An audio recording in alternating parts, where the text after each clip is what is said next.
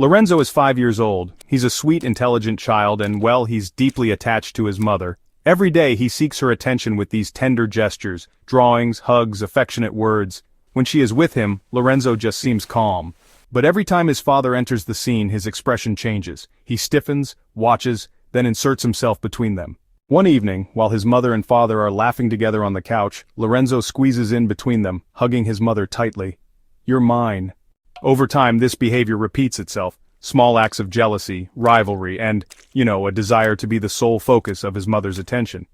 The father, often puzzled, tries to involve him.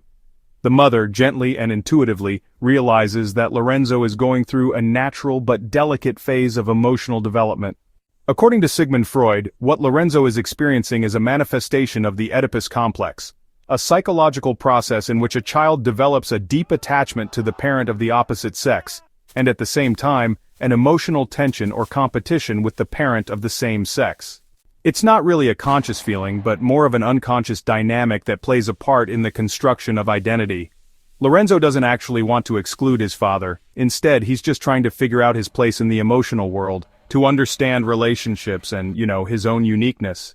Over time, thanks to the balanced and loving presence of both parents, Lorenzo begins to change his behavior. He no longer feels the need to, keep his mother to himself. On the contrary, he starts to look at his father with admiration. He imitates him, seeks his attention, his approval. Lorenzo is moving from competition to identification. This transition marks the healthy resolution of the Oedipus complex. The child internalizes the image of the father as a role model and guide, strengthening his identity and emotional balance. Today Lorenzo is 7 years old. In the evening he sits between his parents and says with a smile, "Mom, Dad, you're my team."